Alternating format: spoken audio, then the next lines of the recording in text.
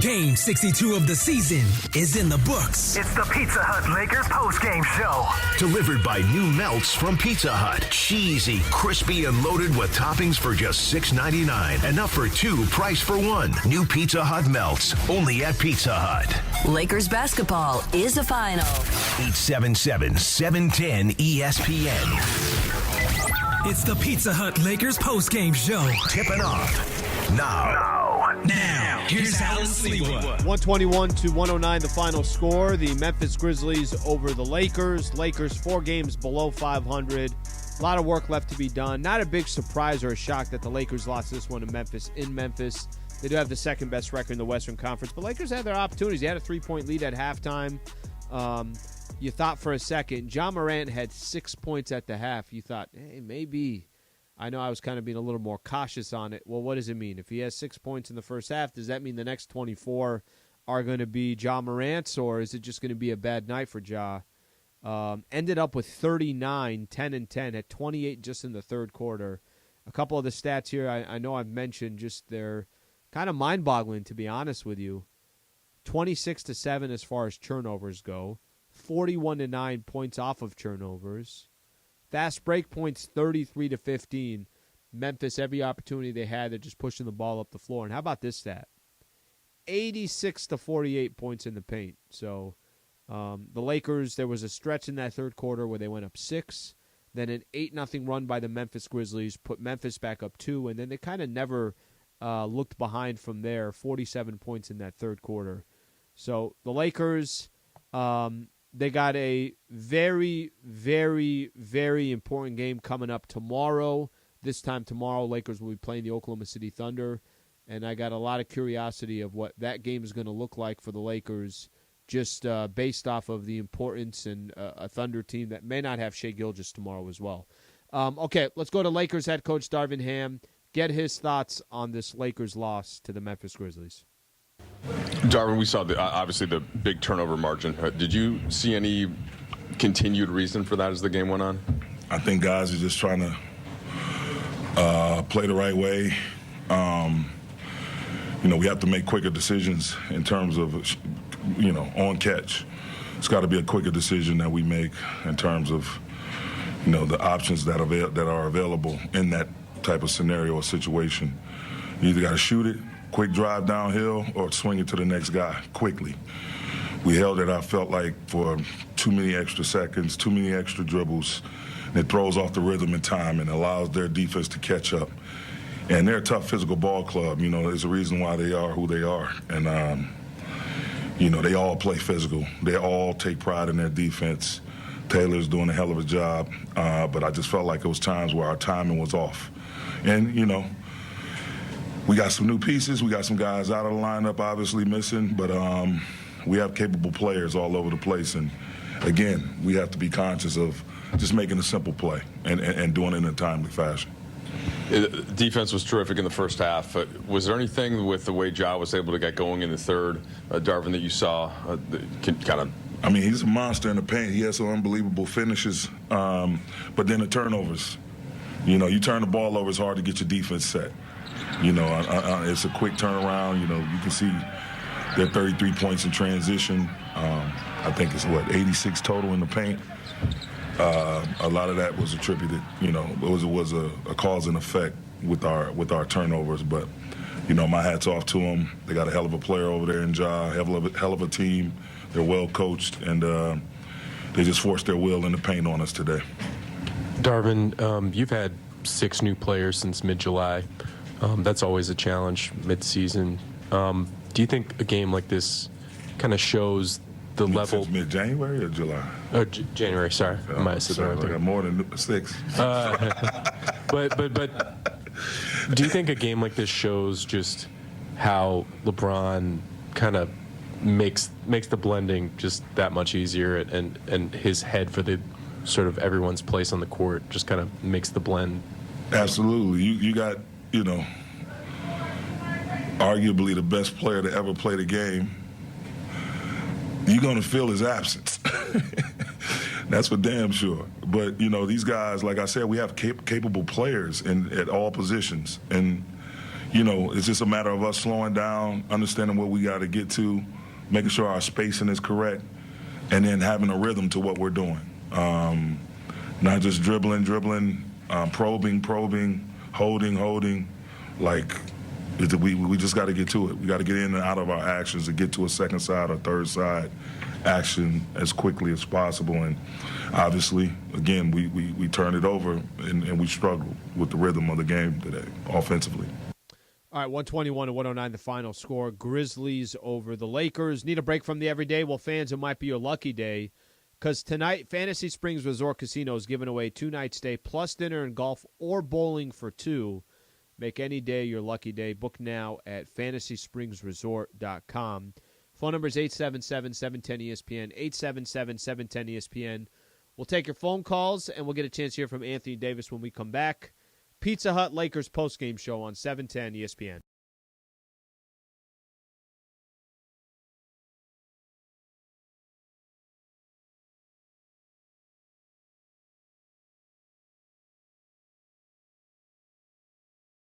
All right, I'm talking to all 710 listeners right now. Let's start off with this. March 18th, it's a Saturday afternoon. Miles Square Park in Fountain Valley.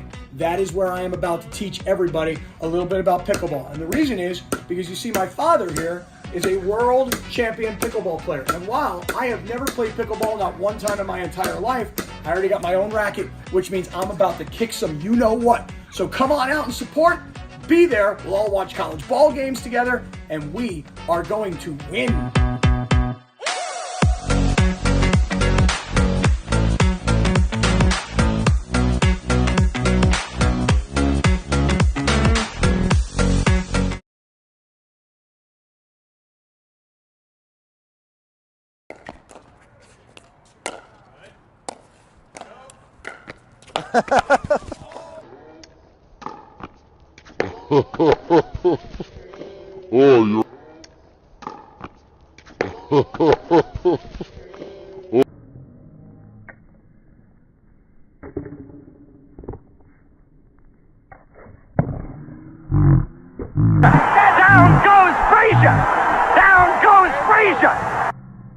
Oh, you all right? Yeah, I'm totally fine. Okay. I'm okay. Yeah. First fall of the day. Oh, it's on camera. Down goes Frazier! Down goes Frazier!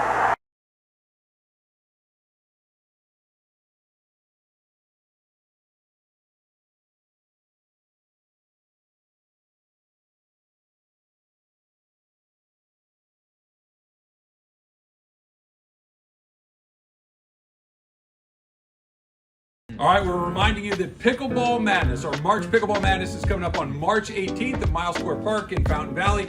It's free for all non-participants, and there's a million things to do, Al. All right, 10 a.m. to 4 p.m. Come out, hang out. We do these events every time we do them. We love having listeners there. We got our Pop-A-Shot Challenge. We got a beer garden going on. So we got everything going on. Don't forget that day. Games for the kids. Bring the kids on out. It'll be a great time. You'll watch me and Al just wipe the floor with everybody because we're pickleball experts. We'll be out in the first round.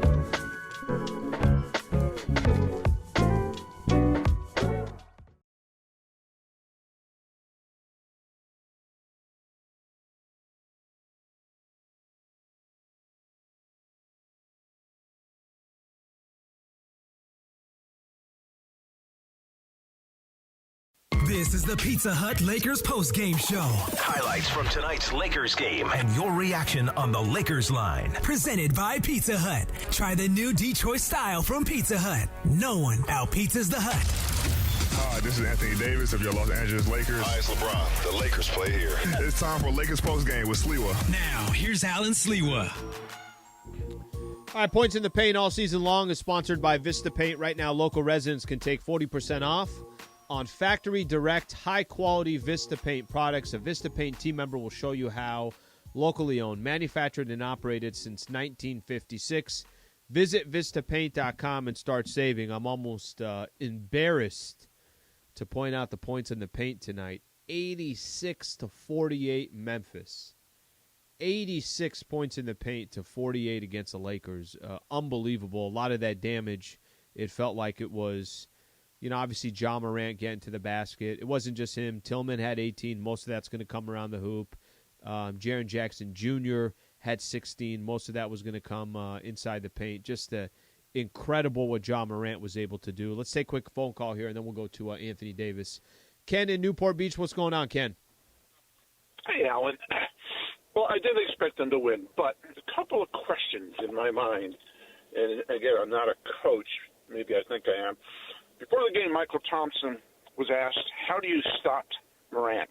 And he said, and you may have heard it, 80% of the time Morant goes left. Mm-hmm. Well, he was wrong because I charted it. It was 83% of the time, yet the Laker players are playing him to his right hand. If Michael knows that, why doesn't the coaching staff? Second point, Brown, 26 minutes, had 2 points, was 1 for 7.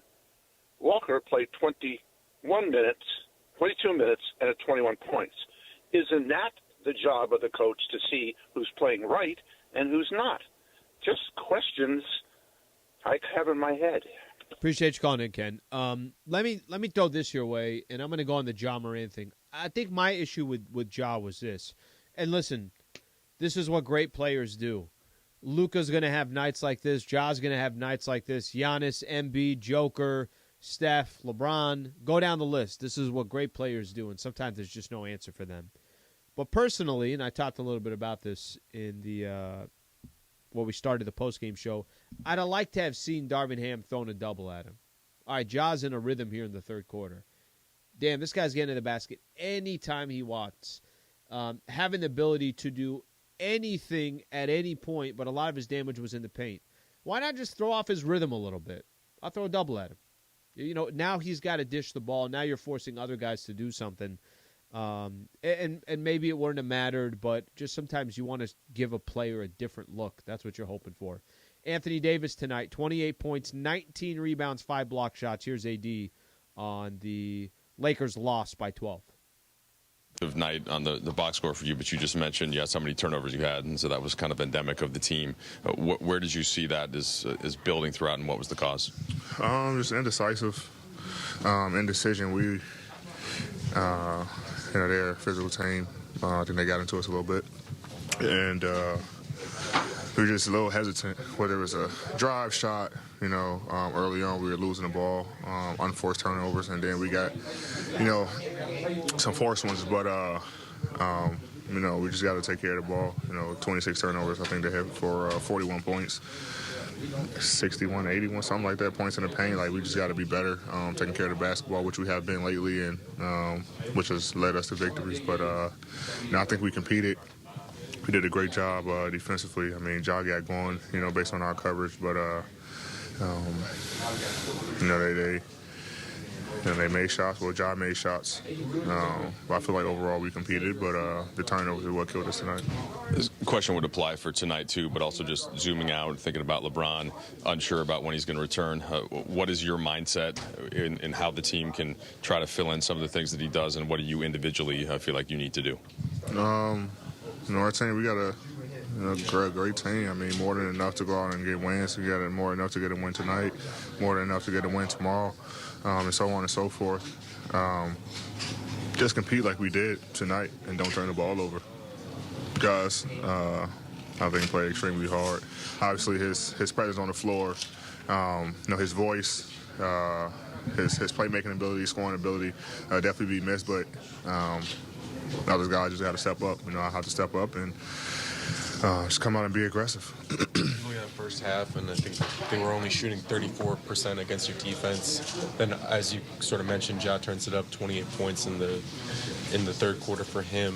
What did he exploit something in the coverage? Did something kind of go haywire in the defense in that third?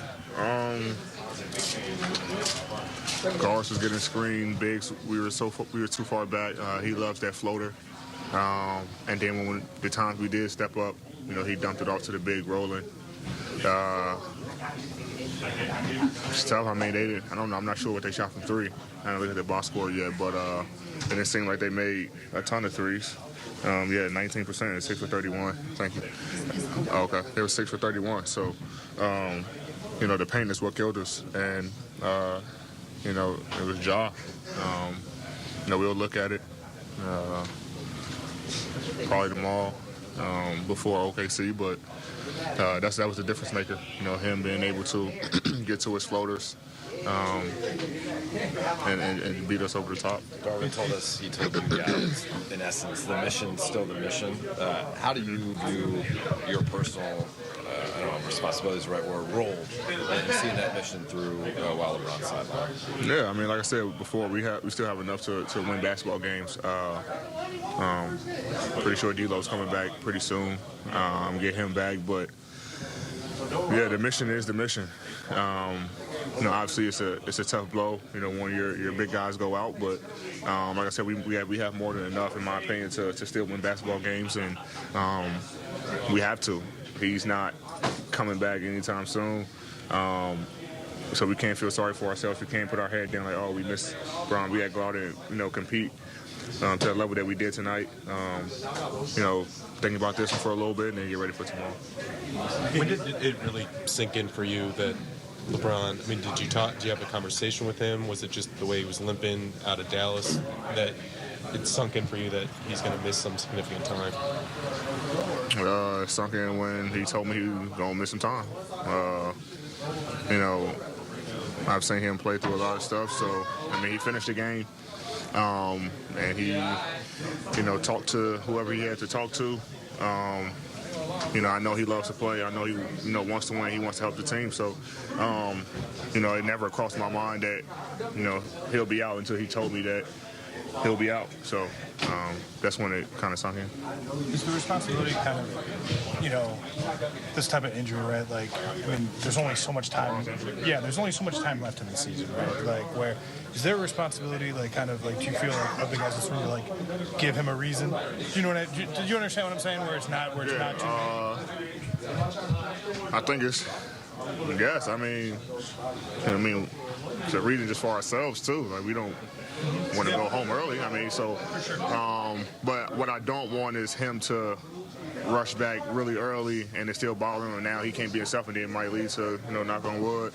I want him to get completely right and healthy before he step on the floor. Like I said, it's on us, other guys in his locker room, to step up and continue to win basketball games and let him take care of what he needs to take care of. And when he comes back, we're able to start rolling again. There have been times this season when missed shots have compounded into more missed shots, Did you sense that with turnovers tonight, that it seemed like, that they started to kind of pile up on guys and you could see guys getting frustrated? Yeah, it's the way we was turning it over, bad passes, miscues, timing, things like that. So like I said, there was a lot of indecision. Fake backdoor, come back, and then go backdoor again. It was just a lot of miscommunication on offensive end. So that was a frustrating part. Fast breaks. We turn it over. We get 2 points out of it. So that's the most frustrating part. Just like you said, times where the turnovers were unforced. We were turning it over. So we just got to be better in that department. Do you feel like that stuff that's just fixable with film work or reps? Nah, I don't think it's film or reps. It's just us. Playing more collective, playing more calm, and just taking care of the basketball. We haven't had a high turnover game like that since this group been together. I don't think we had a high turnover game, since this group been together. We've been a pretty good ball club with taking care of the basketball. So we got to continue to do that. It was one of those nights where we just turned it over, and that's what this team feeds off of: turnovers and fast break points, and we let them have that, which was a big part of the third quarter and the second half. So I think we'll be fine. D'Lo's been a guy who's been an all-star, averaged 20 points a game before. How much do you view him as maybe a guy who can assume more usage and kind of once he gets back, obviously? Yeah. Takes a lot of pressure off Dennis, handling the basketball, especially when guys like Dylan Brooks said was picking him up full court. When both of them guys are in the game, you have an extra ball handler out there. It's rare that you have two guys who pressure, like that in a backcourt. So, when he comes back, he kind of take pressure, off Dennis, and then also, Austin, all these guys who are point guards while, Bron and D'Lo's out. You get an extra ball handler and playmaker and score. So getting him back would be pretty good for us. All right, that's AD right there. Anthony Davis talking about D'Angelo Russell, who, by the way, most likely will miss his third straight game tomorrow against the Oklahoma City Thunder. Hopefully, D'Lo is ready to go at some point in these next couple of games. Man, do they need him. That's a big-time difference if they can get him back. When we come back, we'll get a chance to hear from Austin Reeves. We'll preview a little bit of the game tomorrow against the Oklahoma City Thunder. I want to go through some scores around the NBA as well. Certainly there's a lot of games that have some repercussions for the Lakers. So, again, all that coming up next. Stay right here. Pizza Hut Lakers postgame show on 710 ESPN. All right, I'm talking to all 710 listeners right now. Let's start off with this. March 18th, it's a Saturday afternoon. Miles Square Park in Fountain Valley. That is where I am about to teach everybody a little bit about pickleball. And the reason is because you see my father here is a world champion pickleball player. And while I have never played pickleball, not one time in my entire life, I already got my own racket, which means I'm about to kick some you-know-what. So come on out and support. Be there. We'll all watch college ball games together, and we are going to win.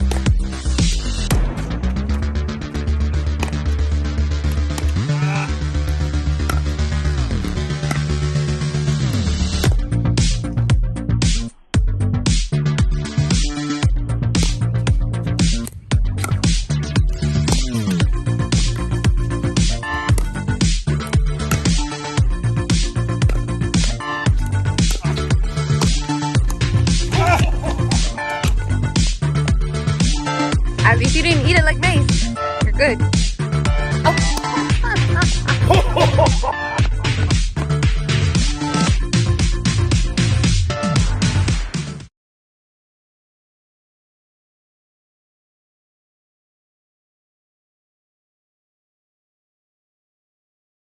All right, we're reminding you that Pickleball Madness, or March Pickleball Madness, is coming up on March 18th at Miles Square Park in Fountain Valley. It's free for all non-participants, and there's a million things to do, Al. All right, 10 a.m. to 4 p.m. Come out, hang out. We do these events every time we do them. We love having listeners there. We got our Pop-A-Shot challenge. From tonight's Lakers game and your reaction on the Lakers line. The Los Angeles Lakers on 710 ESPN. Presented by Pizza Hut. Try the new Detroit style from Pizza Hut. No one out-pizzas the Hut. Once again, here's Alan Sliwa. All right, 121-109 the final score. Lakers lose to the Memphis Grizzlies. Minnesota actually coming up on Friday. I want to point out a couple scores around the NBA because we're definitely starting to do this where we're paying attention to each game in the Western Conference. There's reasons for it. Each one of these games now become critical down the stretch. Only 20 games left now for the Lakers. So a little bit of good news for the Lake Show. You had the Thunder lose a little bit earlier today to the Kings, and the Lakers got the Thunder coming up tomorrow. Thunder kind of hovering right there with the Lakers. Clippers are playing the Timberwolves today, and I know Laker fans, you don't want to hear me say this. You kind of need the Clippers to win tonight. You need the Clippers to win. If Minnesota gets another loss, they have 33 losses. Lakers will have 33 losses. Blazers and the Warriors, kind of a wash because you really kind of need both those teams to lose, but I would prefer that the Blazers lose this one. They have a 15-point lead on the Warriors. And then this is an interesting one. The Pacers up 8 on the Mavs. See how that one shakes out, but we know how Dallas has been playing since that Kyrie trade went down and since Kyrie and Luka have played together. So maybe they go on some type of free fall, but they have not looked all that good. Let's take a quick listen here. Austin Reeves, get a chance to hear from Reeves. Reeves, by the way, had 15 points in the first half, only 2 points in the second half. Here's Austin Reeves' thoughts on the Lakers' loss. Your distinction point tonight is turnovers. Of course, it's not just that simple, but what did you see as the biggest reason for that, and how did that impact the game? that was the game. I mean, anytime you turn the ball over 26 times, 20, whatever we had, 25, 26, for 41 points, it's like spotting the team, basically 41 points. So I think they had, 7 turnovers, 9 turnovers, something little. I think we only had 9 transition points or points off turnovers. That's the game right there. So no LeBron, D'Lo still out, 2 of your primary ball handlers, still some new guys right working in. How do you try to overcome some of that as you try to find cohesion in these groups, and some guys have to maybe step up and make more plays than usual? Yeah, I mean, like you said, it's a little difficult, just because a fairly new team to one another. But we got to get it quick, and this will be a big learning experience for us. We can go back, watch this film, and kind of see the mistakes we made, talk it out, have a real conversation with one another, because that's the only way we're going to get better. It's kind of show just how supercharged LeBron can make team chemistry just by sort of his presence and understanding of the game. Yeah, I mean, it's LeBron James, a pretty good basketball player, pretty good, leader. He makes the game easy when he's playing, and even when he's not playing, he's talking over scenarios in halftime, things that we could look at, things that we could, have an advantage doing. So, LeBron. What did you see from Ja in the third? And is there anything you guys could have done differently, or is that just a great player going to a special place? I mean, obviously he's a really good player. I never want to take credit for, what he did. I don't even know how many he had. Obviously had a really good game. Huh? 28 in the third? Oh, damn, that's a lot of points. That's impressive. But, there's definitely things that we're going to watch film and see that we can do a little different to, kind of try to keep him in control. But, he's an all-star for a reason. But defensively, we probably just got to be a little better. Darvin and AD both spoke with a ton of confidence about the challenge ahead, even without LeBron. How do you see the belief level of the group? It's high. I mean, like you said, those two said, the energy is really good. Obviously you never want to see any of your teammates go down. Obviously Bron's a big part of what we do. Pretty good player, as I said. So you never want to see that happen. As someone that's kind of, puts a lot of the work on his shoulders when he's playing. So it's a little different when he's not playing. So we just got to, like I said, have conversation with one another, watch film together, and figure out, how everybody likes to play. But, we have a lot of talent in the room, and I think even tonight shows that, we can play with anyone. If we just control one, basically the turnovers, then, that's a very winnable game. That's Austin Reeves right there. Obviously, the Lakers got a lot to clean up for themselves. They got another game coming up against the Oklahoma City Thunder. I'll be honest, Laker fans, I did not think the Lakers were going to win this game. I think obviously not having LeBron is one thing, but also not having D'Angelo Russell is a really, really big deal. Go get tomorrow against the Oklahoma City Thunder. That to me is the important one. There were times Lakers had opportunities in this game. We don't have to kind of keep reiterating the things that the Lakers did wrong or the things did bad. I think we all know it. Oklahoma City is a very winnable game. They're a team that's also hovering right around you. And you can walk away from this 3-game road trip 2-1. And I think every Laker fan would be okay with that. And then you kind of start figuring out, putting the pieces together, trying to figure out life without LeBron James for at least a couple weeks. When is D'Angelo going to come back? But tomorrow's the big one, in my opinion.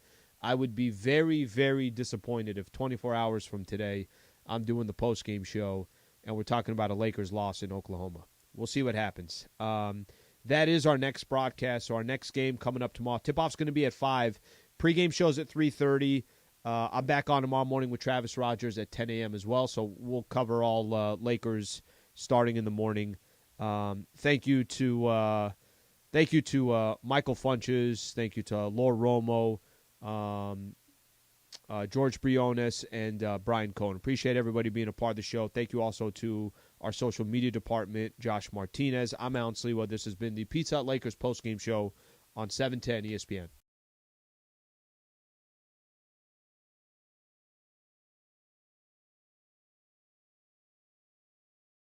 of Glendale. The #1 volume Subaru dealer in California.